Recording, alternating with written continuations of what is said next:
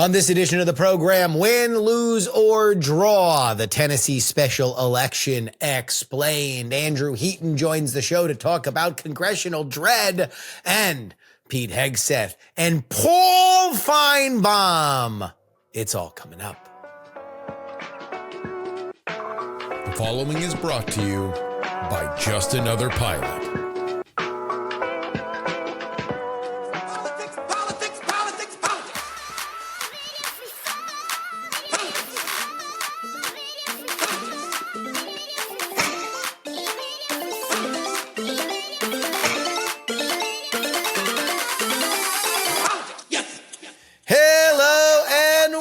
Everybody to the Politics program for December 3rd, 2025. It's going to come out a little early because of the special election. It's your old pal, Justin Robert Young, joining you here in Austin, Texas. We're going to talk about that Tennessee 7 special election. You may or may not know the results, but I want to lay this out the way I see it before all the hoopla comes in. Because there's going to be a lot of spinning.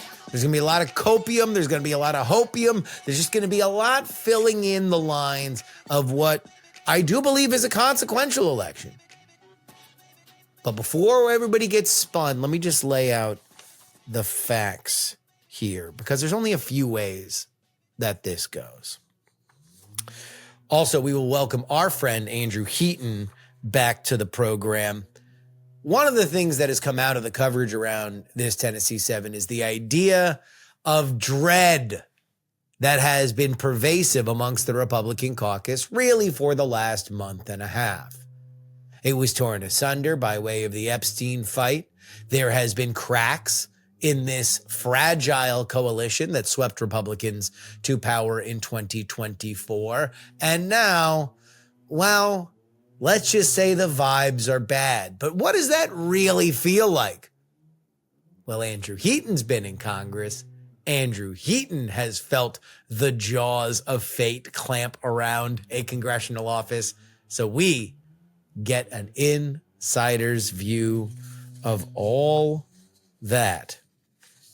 Also, we're eventually going to talk about the latest on the controversy around the Venezuelan drug boats, the idea that a double tap missile attack may well be a war crime. Kristi Noem reacting to the National Guardsman shooting with a sweeping change to immigration policy, and ESPN SEC staple Paul Finebaum makes his decision on whether or not to run for Alabama Senate.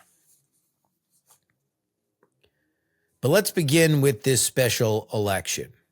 I debated whether or not to wait for this show to put it out after we know the results of this. I don't know when exactly everything is going to come in, but I decided to put it out beforehand, mostly because I don't want to be tainted by the results, because I don't think that this is an election for which there's any more than 3 different scenarios that can play out.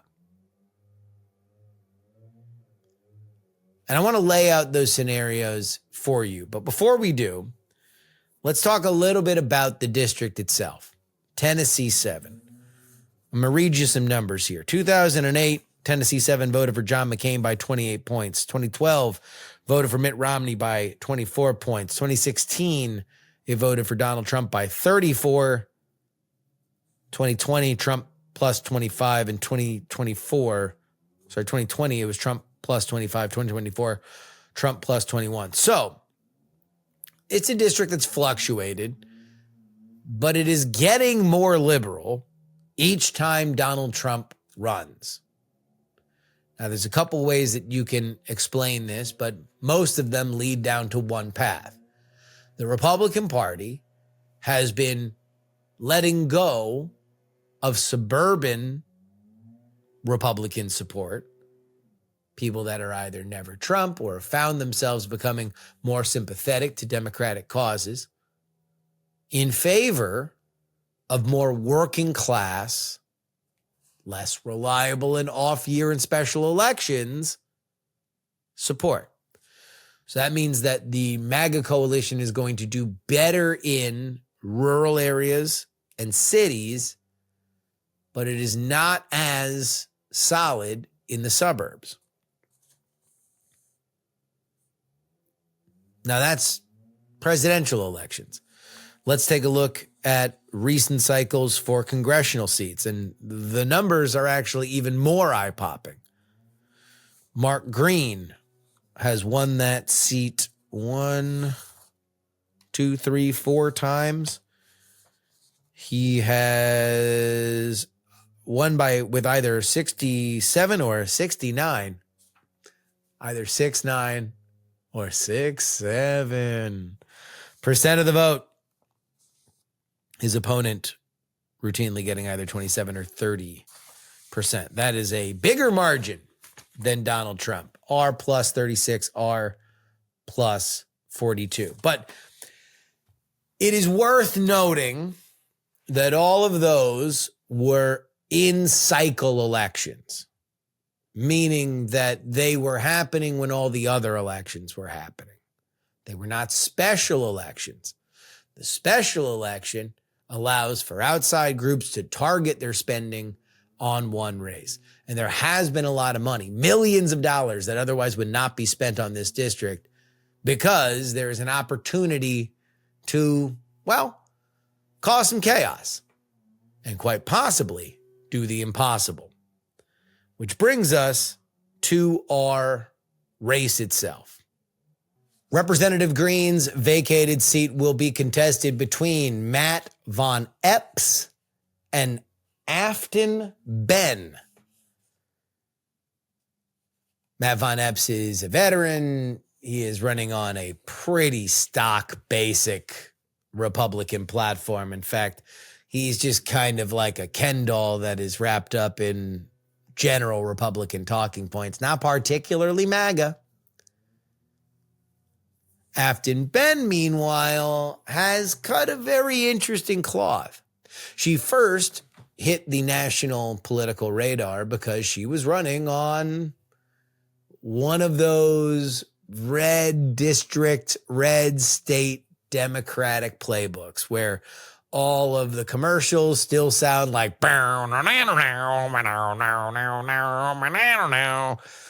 which is how you know a Republican ad is starting. If you're in a Republican district, then all of your ads are like, they all sound like a truck commercial. But Afton Ben is saying, hey, look, Donald Trump's tariffs have been absolutely terrible. I'm here for affordability. And you want to know what? Do you want to shake up Washington? There's one way you can do it. Afton Ben. It's a great philosophy. It's a great way to attack a district like this because you are now on the side of the insurgency. The Democrats are not she doesn't mention she's a Democrat, but, in general, the idea of an opposition party to Trump's Republican Party is rising in popularity as Donald Trump's favorabilities have declined. People are beginning to blame him for the economy, not necessarily focusing on what happened with Joe Biden before. It's Donald Trump's show now. He has certainly put enough of his fingerprints on it to get either the credit or the blame. And there's been a lot more blame lately than there has been credit. The problem with Afton Ben is that there's a lot of oppo. She's got some ghosts of progressive past tweets talking about how it's cool to destroy a police station and asking who is going to put forth a measure to abolish the Nashville Police Department. She even went farther, saying that in leaked audio, almost assuredly out of context, that she hates Nashville. She doesn't like the pedal cab. She doesn't like country music. And boy, does she not like the bachelorette parties. Afton Ben, enemy of woo girls everywhere. So Matt Von Epps, sleepy, dreary, just regular old white bread Republican. Afton Ben, great message, Good campaign, questionable candidate, a lot of baggage in the past. Call me crazy, but I don't necessarily think that there's a huge story to be told on either side of this candidate-wise. I think Von Epps is a fine enough Republican. He hasn't run a great campaign. There's nothing that I can really point to say, oh my God, you did an amazing job. Afton Ben has run probably a better campaign in terms of her messaging with what she has to work with, but is probably a more problematic candidate than Van Epps. So everything kind of comes out in the wash, which means this is all about the environment. And that is what people are freaking out about. Poll out today that has Democrats with a +6 generic ballot advantage. It's pretty good. Not crazy, but pretty good. That would mean that a lot of close races will tilt Democrat, theoretically, in the midterms. A reminder that usually the party in power loses seats. Mike Johnson telling his caucus this morning, as I speak to you on Tuesday, that he believes that they will defy the odds. And while that seemed a little bit more like, why not? Let's do the impossible optimism earlier in the Trump administration. Now, as we creep ever closer to the 1 year mark, it seems a little bit of wish fulfillment.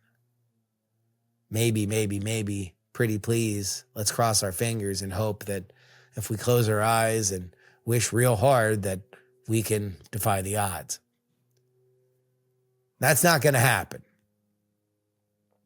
The Republicans have a problem, and that is they feel divided, they feel demoralized, and they do not have a way to square the circle between Donald Trump's falling approval ratings and their pathway to get Donald Trump's coalition to vote for them.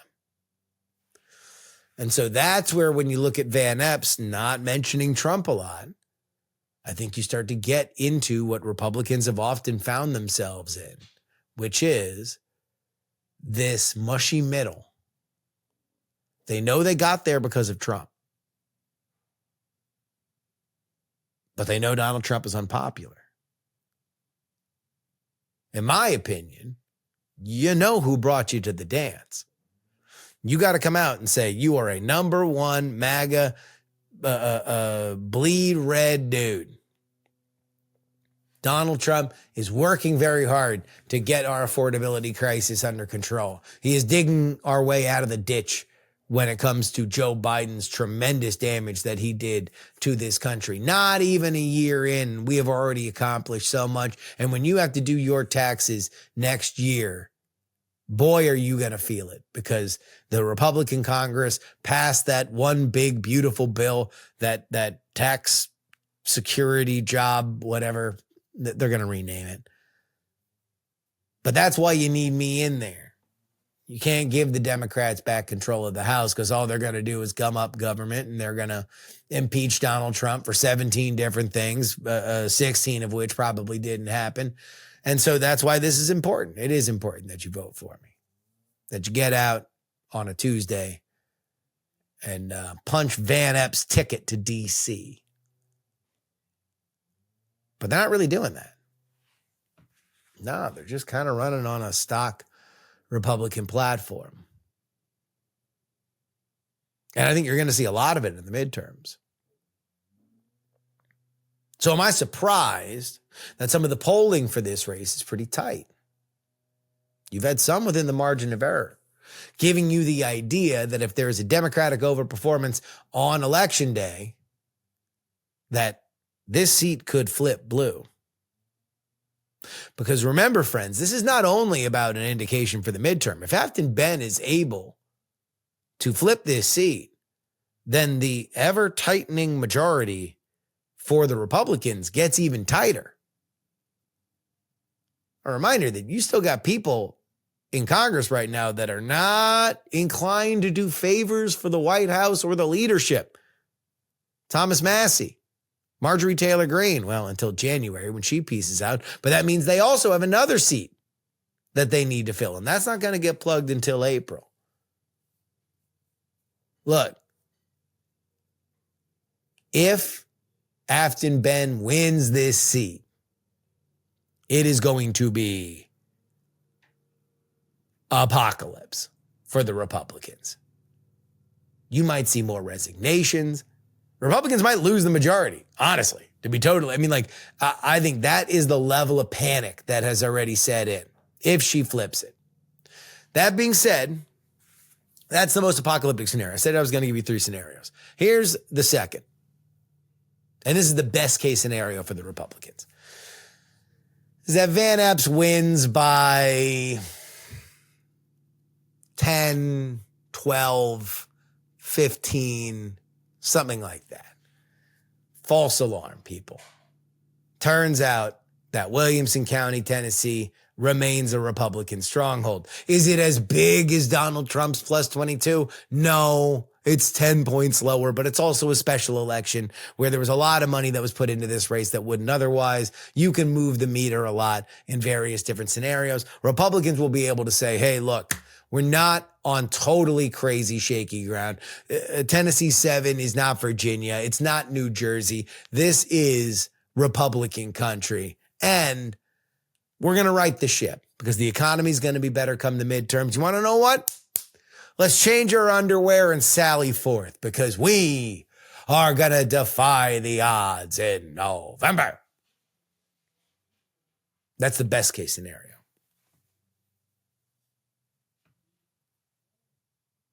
The third, well, that's where you get a little mushy.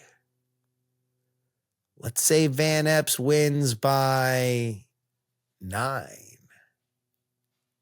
7, 5, 3. Single digits, each more terrifying the lower you go. Well, in that case, this is what you will call a moral victory for the Democrats. They're going to say, we're coming for you. Because this isn't just a special election underperformance from the Trump number by, 8 or 10. This is big time. You underperform Trump's number by 20 or 18 or 15. That's how less popular you are a year away from what you did last November. And we believe that you are only going to continue to get unpopular. I think all of you guys should start announcing your retirements and figuring out how many more people that you are going to have to run in primaries, how many more people that you are going to have to leave without the incumbency advantage as we move into the midterms. Now, there is a tweet that went out from Politico saying that if this is within single digits, the Republican conference will become unhinged. What does that actually mean? We'll discuss that with Andrew Heaton right after the update.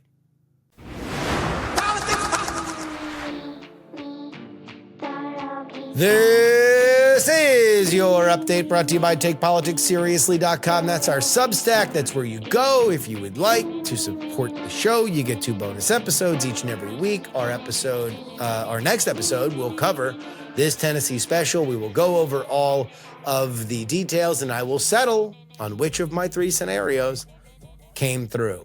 But here are some stories we didn't have a chance to get to. The White House has confirmed that a second U.S. military strike in September that killed wounded civilians on a drug smuggling boat in the Caribbean, placing the responsibility for the attack on Admiral Frank Bradley, head of Special Operations Command. Spokesperson Caroline Leavitt defended the action as legal and within the authority while distancing Defense Secretary Pete Hegseth from direct involvement. after reporting suggests that he had ordered all survivors killed. The incident, part of Trump's aggressive campaign against narco-terrorists, quote unquote, has prompted bipartisan calls for investigation and raised concerns about possible war crimes. Trump appeared unaware of the second strike during a scrum on Air Force One, saying he wouldn't have wanted that. Hegseth went further during a cabinet meeting where old Trump had a little, few dozy moments for the big sleepy president of the United States. But Hegseth said, look, I wasn't even there when they found the survivors in the water. I watched the first strike and then I left to another meeting.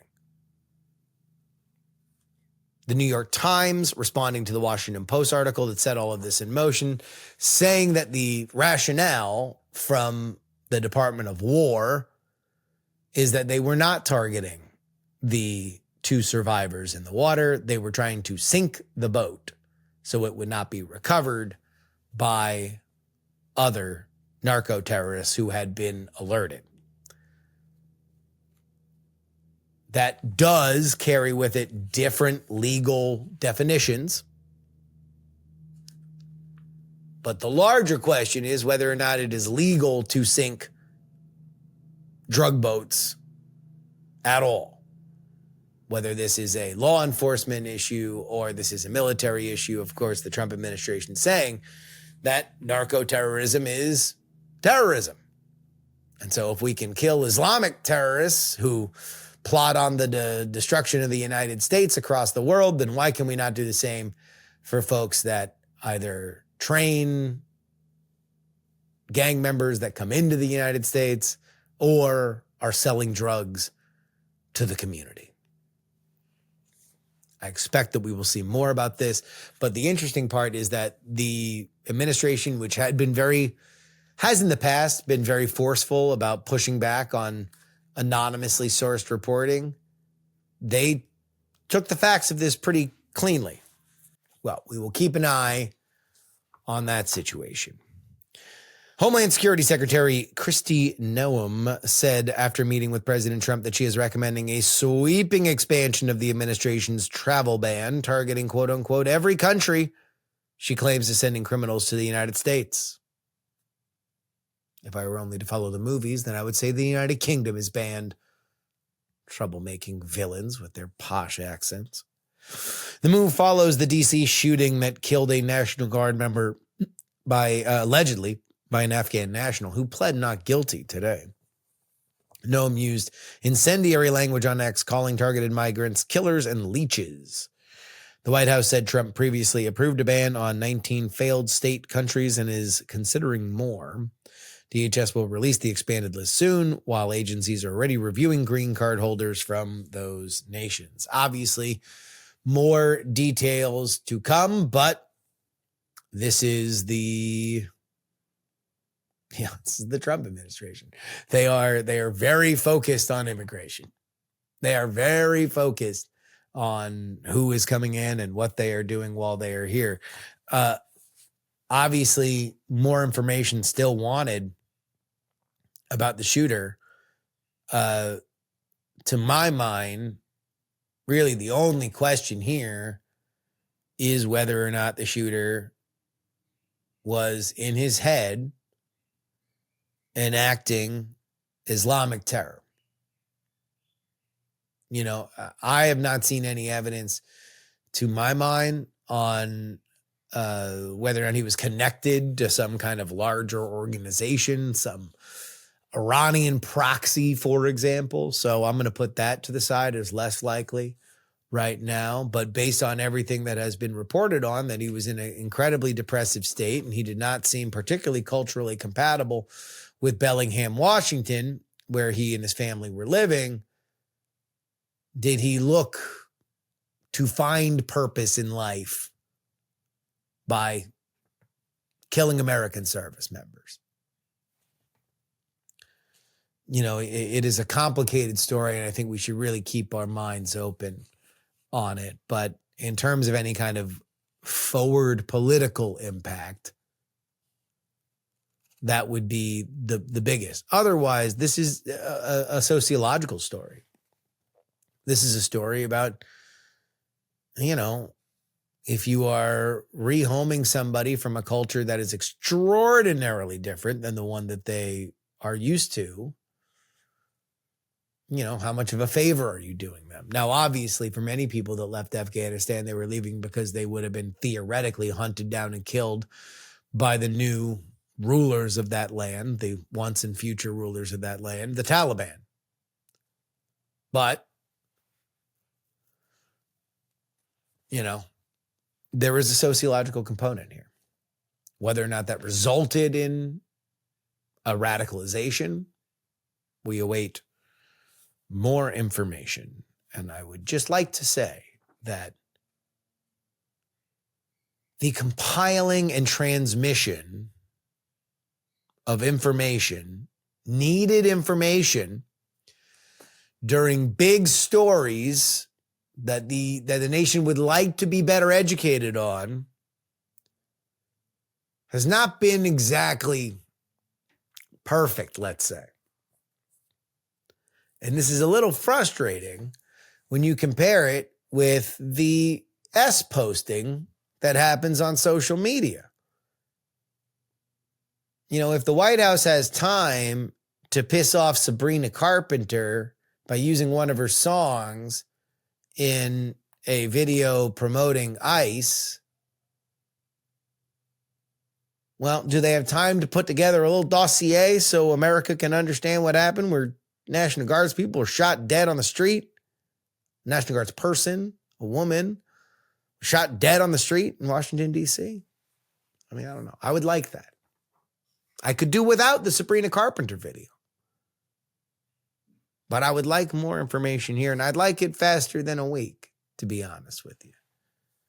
I would like to know as much as we possibly can on that. Finally, ESPN host Paul Finebaum announced that he will not run for Alabama's open U.S. Senate seat, ending months of speculation about a potential political bid. Finebaum said he was moved by encouragement from Alabamians and grateful ESPN allowed him to consider the opportunity, but ultimately decided to stay focused on college football, which he called a unifying passion in the state. He had briefly explored a run after Senator Tommy Tuberville revealed that he would leave the seat to run for governor.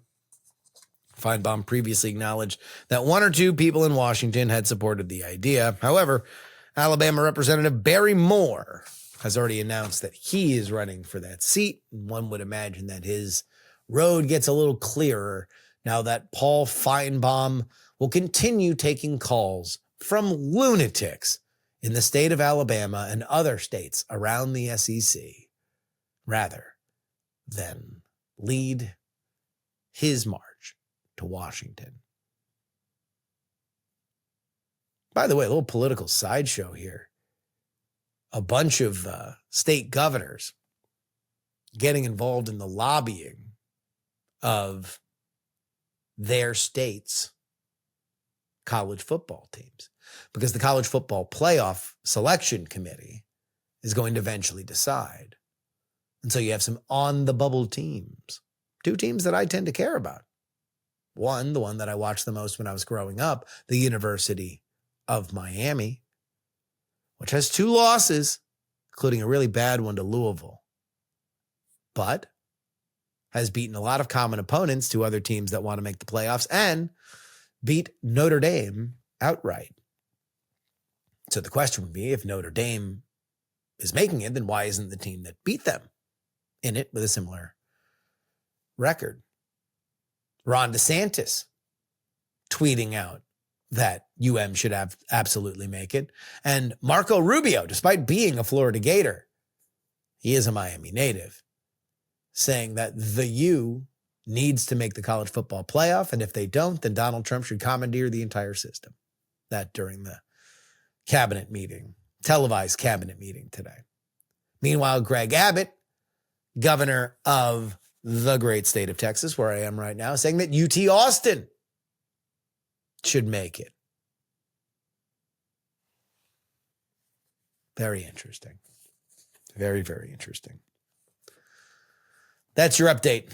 TakePoliticsSeriously.com, where you need to go if you want to support this show. You get 2 bonus episodes each and every week. The next episode that you get will be the results show for Tennessee 7. If you want to know all of my reaction, one place to do it. It's what they call a paywall jumper, folks. A paywall jumper. Head on over there right now. TakePoliticsSeriously.com. And now, Mr. Andrew Heaton.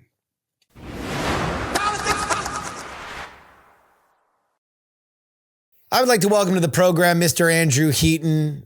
Heaton, you are formerly a congressional staffer, and so we have a big special election that is happening in Tennessee. By the time that people are listening to this, they will probably know, what the results, but it can only go one of few ways. One, the Republican wins like they're supposed to, and it's a double-digit win, and everybody kind of thinks it's a false alarm. 2, the Republican wins, but it's closer, therefore signifying that there is an incoming wave, or disaster scenario for the Republicans. A Trump plus 22 district is won by a Democrat, therefore thinning the already microscopic lead that the Republicans have in the House. And so what I wanted to bring you on for was just to give us a sense of impending dread in the House of Representatives, the most chaotic of our governmental institutions. From the inside right now, what is the tone and tenor when there is a coming wave or possible change to the leadership of that deliberative body? Okay, and to be clear on this, you're not asking me for what the specific vibe is with people currently on the Hill that I can speak to, but rather the feelings of people that think they're about to get knocked out. Yes.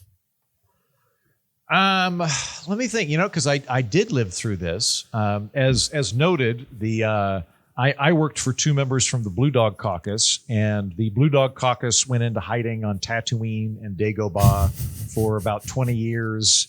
And I left just as the Tea Party was emerging and was, surrounding the Capitol and yelling and things like that. So I left just before that happened. Yeah, the Tea Party were the Michael Vick to the Blue Dog Caucus. Yes. Someone will laugh at that. Just keep going. Just go ahead. Okay. Yeah. And so a bunch of my friends did get wiped out because a bunch of the Blue Dogs got wiped out. And as I recall, the attitude was one of minor hope and large resignation while also getting ducks in order to find another job. So that's part of it. A lot of the people on the Hill aren't planning to be there long term anyway. I don't know the numbers off the top of my head right now, but I want to say that a legislative assistant earns now around like $70,000 a year, maybe a bit more, maybe 90,000, which sounds like a lot, but is not very much if you live in Washington, D.C. and you're planning to have kids. So most of the people that are on the Hill aren't planning to be lifers on the Hill. You only end up being a lifer on the Hill if you become a staff assistant, maybe a legislative director or a scheduler. The scheduler is like the third brain lobe of a member, and they cannot function. They don't know how to eat. They don't know how to operate a mouse. They smell it like a monkey. They don't know how to get in cars.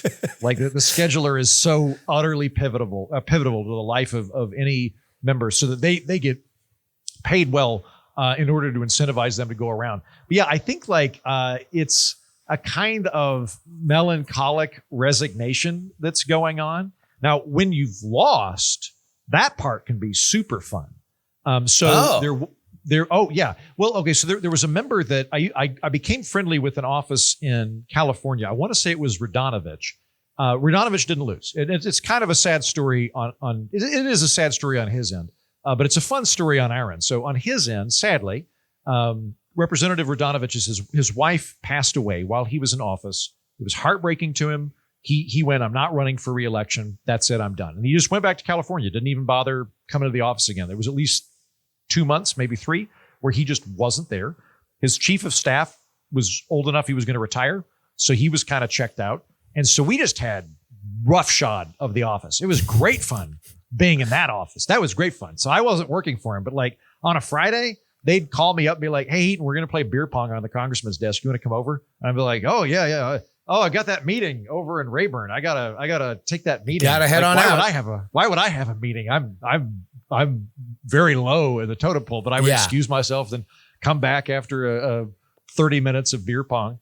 So once you've lost, if you're able to staunch the fear of being unemployed come the end of the term, you can have a lot of fun when you're in Congress. There's a lot going on. Let me ask you about the dread, because, you know, there was a story in social media from Politico where they were, they essentially said, here, let me see if I can find it here. Here, national Republicans are scrambling to avert disaster in the Tennessee district Trump won by 20 plus points. Quote, if our victory margin is in single digits, the conference may come unhinged. And so I texted that to a few people that were in the know. And I'm like, nobody can be this dumb, right? Like, look, if the Republican wins, but it's by 6 to 7 points, like, yes, it is a sign that this was not a high turnout year. The Republican coalition is far less likely to turn out in off-year elections because they have traded a lot of their suburban moderates for more working class voters. But you know, the challenge remains the same. They have to defeat history. They have to figure out a way that they can message Donald Trump's accomplishments, and they have to hope and pray that the economy is in a good place and not a bad place by the time that the next election rolls around. Nothing has really changed on the ground. But what I wanted to get from you is, like, when you look at that dread, so, like, you were not somebody that was on the political side. You weren't out there on the ground. You weren't poll testing or knocking on doors. You were on the legislative side. But that's where a lot of people, including the congressmen themselves, is spending. They're spending their time in the legislative branch. So when you see the train start to wobble, like it might fall off the tracks, how much of that is a part of your daily life? That dread of, like, like, do I try hard today, or do I, does it get to that level? I don't think so. I actually have a very high opinion of Hill staffers in general. I think we get, as taxpayers, I think we get pretty good bang for a buck on them, because they tend to be people that are there because they're committed to either their member or a mission of some kind. And so they tend to be very hardworking. I think it also helps that when you don't measure output, you measure input. And so you sort of end up measuring how much you're doing by the amount of time and effort you put into it. So there's going to be some amount of people that just check out. I did witness that. I saw a few people on the Hill that had just utterly checked out. And it didn't have anything to do with the election cycle that was going on. It's just they were done. And they were looking for a job as a lobbyist, and, like, that was it. They were out of it. But I think for the most part, they're more likely to distract themselves by throwing themselves into the work than by playing Nintendo and that kind of thing. So I don't think that they're going to just completely check out. But yeah, there's probably some dread there, and I think there should be. Like, we've talked, Justin, about how we're living in a populist moment. The populists are ascendant. One of the key things about populists is they don't tend to like the incumbents very much. No. Like, you and I were just over in England. Keir Starmer, their current prime number, he got elected, and, like, within a week, his polling was 30%. And it's like, he hadn't done anything yet. Like, all he's done is met that cat that lives at the at the prime minister's residence, and, like, went and had the king massage his head or whatever they do. He hadn't had time to do anything yet. But the second he was in there, everybody's like, well, that guy's in charge. We hate that guy. That guy sucks. So I think that, like, my guess is the Republicans will get something of a drumming. What they've got going for them is Trump really does have this incredible magnetism, cult of personality, community, place, and your role in the time-space continuum is being part of the Trump revolution.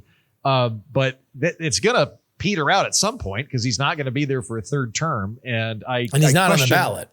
Yeah, I question how active he's going to be at the end of all of this. Like, at some point, he'll run out of gas or diet pills, And at that point, I don't think the Republicans are going to have nearly as much oomph as they did. So my guess would be they're probably going to get a drumming in the midterms because they're the incumbent establishment party and America will be pissed off and vote against them. And if you're on the Hill itself, I don't know. Like, I guess if you've got 3 years under your belt, you can safely sashay into a lobbying job. That was kind of the rule of thumb when I was there. If you were in LA for 3 years, that was enough time where you could do it. So like that probably, if you're in that camp, if you've been in LA for 3 years and your member's shaky, it's like, I'll stick here till the axe swings down. Then I'll triple my income lobbying for the Corn Growers Association of Minnesota or something. Which essentially just means that you do the same kind of job. You are just now doing it with the purpose of advancing the interests of the corn growers, right? Like you're still talking to all the people and you're talking to the members. Like you get hired out of Congress for a lobbying gig because you know everybody and you can get a meeting or know where the wind is blowing easier, right? You do. I mean, so I've never been a lobbyist, but from where I'm looking, but you knew plenty of them. Way more fun to be a lobbyist than it is to be a Hill staffer, from what I could tell. Because like, so every office has like a resident lobbyist that just uses it as their personal vestibule. Like when you go to the Hill, you'll go in there. There's going to be some guy in a suit who's on his phone, and you just assume he's like buddies with the congressman, and he might be, but also it might be that he represents anthracite coal from Western Pennsylvania, and your office has an anthracite coal district in it, so you're buddies with him, and he just uses it as like the lounge at the hotel in between gigs. That's where he hangs out, and like he becomes like this. It's like in a sitcom. He's like the neighbor. Like he's not quite in. He doesn't live in the apartment with you, but he's like the more erudite Kramer that just swings by every day. You develop personal connection with, but that guy's having a great time. Because that guy just has to swing by and schmooze. Like your job is schmoozing at that point, from what I can tell. So you schedule these meetings, but they're brief.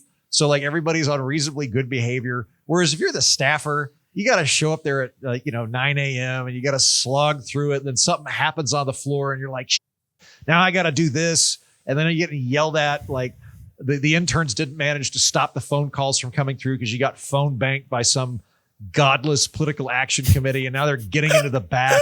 And they're screaming at you about how you're a traitor to America and I pay your taxes. I don't think the lobbyists have to deal with that. I think the lobbyists just roll in. If the congressman takes the meeting, they're probably going to be pretty nice. And then they schmooze him for a bit, talk about golf, and then go, all right, listen, Jeff, we've been talking to the association and it's really going to be bad for the Corn Growers Association. If you do Article 2, page 5 of this bill, you got to knock that out.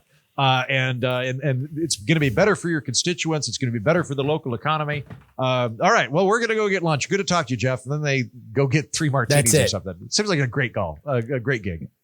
When we were on the Hill recently and we met with a bunch of staffers, there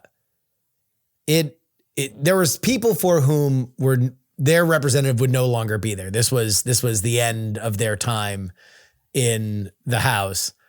And they felt, and correct me if you got a different vibe, but it felt to me like very pleasant employees of a theme park that they knew was closing.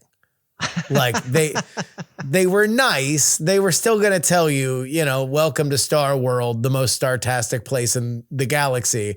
But you knew that their heart wasn't. I mean, they were counting the days. They were looking out for their next thing.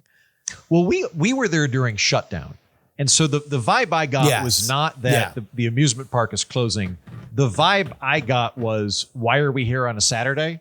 Like we were there on a Tuesday. Like we weren't there on a weekend, but it like everybody mentally had pajamas on. Everybody mentally was in a beanbag. Like everybody, because there wasn't anything to do. They were all like, you could just tell by body posture that they were all listlessly scrolling through Washington Post articles. They're like, it's technically my job. I guess I'm staying abreast of things. There's some guy in the back playing Minesweeper. So the vibe I got was that the boss said we had to come into the office. There's nothing for us to do. Why are we here? Well, also it's like, well, I live in DC. Like I might as well show up and just do. There are still things to be done. I might as well go do them instead of instead of anything else. Why did you leave? I don't know if we have covered this on the show before. Why did you leave Congress? I banged a congressman and got in a lot of trouble for that. And I regret it. I regret it. And I won't say. Oh, come on! If you had done that, you would have gotten one of those sweet payouts. You're right. That's what everybody. That's what everybody says is the real ticking time bomb in Congress. Is if anybody, and when a member's really pissed because they'll say stuff like, "Hey, what do you say we go ahead and dig through all the payouts that Congress has had to make for settling lawsuits? What do you say we go ahead and do that? Because that would be the skeleton key to everybody's sexual peccadillos." So Actually, I can say I comported myself fantastically in terms of sex on Capitol Hill. I never did anything. Now, there were some people that I knew that, like had sex in the supply closet or hit on the interns. I was the intern coordinator, and I took that very seriously and thought it was inappropriate for me to use my immense power as intern coordinator and senior legislative correspondent. So I didn't think that was appropriate. So I didn't get any trouble there. But no, for me, it was already kind of a foreordained thing. So I went to Capitol Hill. I started working there. And while I was in D.C., I was in the process of applying for a master's degree at Edinburgh and got it. And so there was already kind of a closeout moment that I had. If I had stuck around, I left. I was at Tim Holden's office. I would have loved to have done policy work. There's a part of me that really regrets that I wasn't on the Hill long enough to do policy work because I really enjoyed that. And I was only on the constituent relations side of things. I did eventually talk them into giving me like a pitiful portfolio. I was like, I think my thing by the end was like, I did have the legislative portfolio for magnets and Bigfoot. Like if any of those things came up, if magnets or Bigfoot came up, I was the point man on that. So I wanted to be in LA. They were trying to gear me up to become the new scheduler for Tim. The former scheduler, Jason, had just got married. He was moving on to something else. I don't know what he was up to, but he was already on his way out. So they were looking to make me the scheduler, which I didn't particularly want to do because that would have made me a permanent Uber personal assistant to a member. As somebody who has waited for you at a preordained destination, I can't imagine you being in charge of somebody else's schedule. Yeah, I don't think it would have been a great fit to begin with. Really magnets and Bigfoot was a pretty good fit for me. That was it. But I ended up, it was basically either I stay there, and I had a scholarship too. The Rotary Foundation was nice enough to pay for my tuition. And so for me, it was kind of a no-brainer of, look, I can go get a free master's degree at Edinburgh, or I can stay here and be in the scheduling job I don't particularly want to do. Part of me for a while really regretted leaving because I was like, damn it, like I didn't stick around long enough to do legislative assistant. Maybe I could have jumped over to another office at some point. Like I already had my foot in the door. I was on the Hill. I was a staffer. Maybe I could have gone over and done LA work for somebody. Maybe. That being said, though, it only occurred to me here recently, I don't need to feel any regret about this whatsoever because Tim got knocked out the very next election. He got redistricted. So Pennsylvania had been trying real hard to get rid of him for about 10 years, and they finally succeeded. They cracked the city of Reading into like 5 different congressional districts and finally managed to get him out through gerrymandering. So had I stuck around, I would have been out of work anyway. And it's kind of hit or miss at that point. One of my friends, gainfully employed right now, he was out of work for like a year and a half, maybe 2 years, where he'd been in LA. His member lost his election, a Republican, lost or retired. And then he briefly worked for another guy, and then that guy lost, and then he was out for like 2 years. So you can get left in the cold there. That probably would have happened to me. Maybe I would have been able to scramble and do something else. But when I came back from my master's degree to DC, I ended up having such difficulty going back to the Hill, which had been my plan, that I ended up becoming a Segway tour guide after 6 fruitless months of horrible unemployment, where I would just fill out these awful forms and just got a random job as a Segway tour guide. So it turns out it's a good thing I left. Because I would have been forced out anyway. But that's the long story short. I would have loved to have been there longer. I think 3 years would have been a really good stretch if I'd been able to do that. I think you made the right call because I think you would have stuck around. I think even if your guy got knocked out, you would have caught You I would've gone would down have with the caught ship. on somewhere else. So it's like really your decision to leave, I don't think was the decision between 1 year or year and a half and 3 years.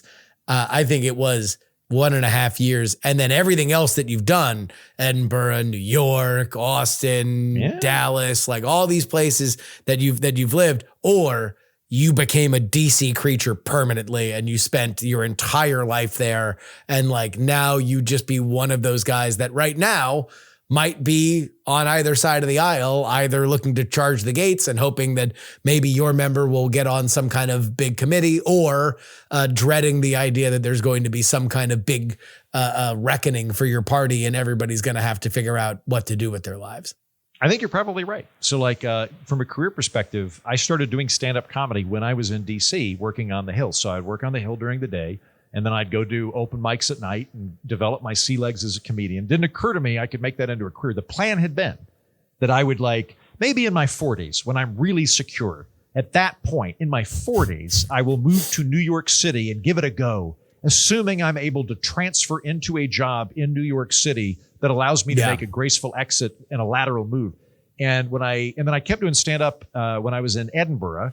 In fact, I think that was the apotheosis of my stand-up career, because I was the resident comedian at a thing called the Edinburgh Saturnalia Theater or something like that.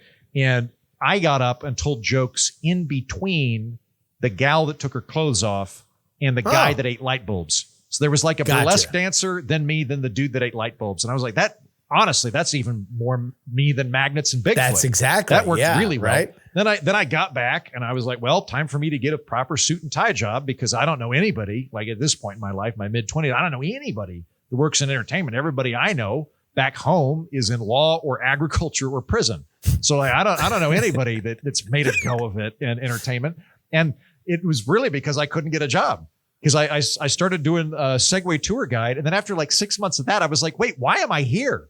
Like, I want to do comedy. I want to be in entertainment. I'm doing this job as a survival job, but like I could just do a survival job in New York City and it would be the same thing, wouldn't it? So I packed up and I went up there, and then I fell into television and kept doing comedy and stand up, got into sketch and improv and all that. And then lo and behold, became whatever weird amphibious entertainer character I am now, which I think is a pretty good fit. And eventually it leads you to this very show. And we would like to thank Andrew Heaton for giving us a window into the existential panic that is currently gripping the Republican caucus as we speak. Heaton, where can people find you? You can find me on The Political Orphanage, a home for everybody that's tired of the red versus blue slap fight. Honestly, it's not even that political at this point. I should probably change the name. But it's a fun place. No, come hang out. Never change the name. That's brand equity. Take it from a guy who's changed one of his podcast names 7 times. It's never worth it. Well, good to be back. All right. Good to be back here home on PX3. Thank you, Justin. Absolutely.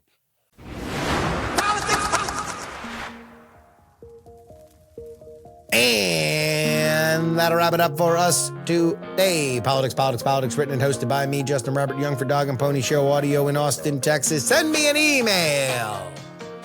theyoungamerican@gmail.com. Find, follow, and share video clips of the show. TikTok, Justin R. Young. Instagram, Justin R. Young. Twitter, Justin R. Young. And get our full episodes. Meaty, substantial. A show that eats like a meal on YouTube. Politics, where you look for that. Hit us up with a one-time donation, paypal.me/paidjury, Venmo, Justin-Young-20, Cash App is PX3 Cash, or you can send me anything you'd like in the mail, Post Office Box 153184, Austin, Texas, 78715. If you believe I deserve a little Christmas bonus, a little Crimbus bonus, hit me up at any of those locales. The only place you get our bonus content, including all of my Tennessee 7 reactions, is at TakePoliticsSeriously.com. Paying members get 2 bonus episodes each and every week, and you can pay annually under $100, $99 per year. Gets you 2 bonus episodes each and every week. Even if we don't do 2 free episodes, we do 2 bonus episodes. You guys get it. Rain, shine, sleet, hail. But it is our founding tier. They get your name right at the end of the show, including these fine folks: Sonny Black, L3PO, Peepaw, Scott, Middle-Aged Mike, Tom, Nick, Sarah Jeannie, Jeremy, Pro Idiot, Chiller Tomatoes, Neil, Casey. Oh yeah, it's Adam. AB Puppy, Dr. Whiskey, Fat Tony's PJs from New York, Will, The Borge B, Michael, Matt, DP4 Bongo, Andrew, Edwin, Sam, Andrew, Phil, Edison, Paul, Gloria Young, a dog named Checkers, Jerry, Trucker, John, Berkeley, Steven, or Zombie Doc. You want your name read on the show? Head on over there. Foundational tier. You guys are amazing. Mwah, you make the show go. If you see a foundational tier member, you go ahead and you thank them. You say thank you. Thank you for keeping the Jeep riding. World's Greatest Con episode is out. If you guys have not indulged there, from Dog and Pony Show Audio. We got off our ass after a year and made a World's Greatest Con episode. Hoping to keep that train going now that I've adjusted to fatherhood. We're not wrong. It's going to be early this week. You got a lot. You got a lot to love. Thank you to Andrew Heaton. Till next time. This is your old pal, Justin Robert Young, saying some shows talk about politics, others talk about politics, still more discuss politics, but this is the only show that dares discuss. Three. Diamond Club hopes you have enjoyed this program. Dog and Pony Show Audio.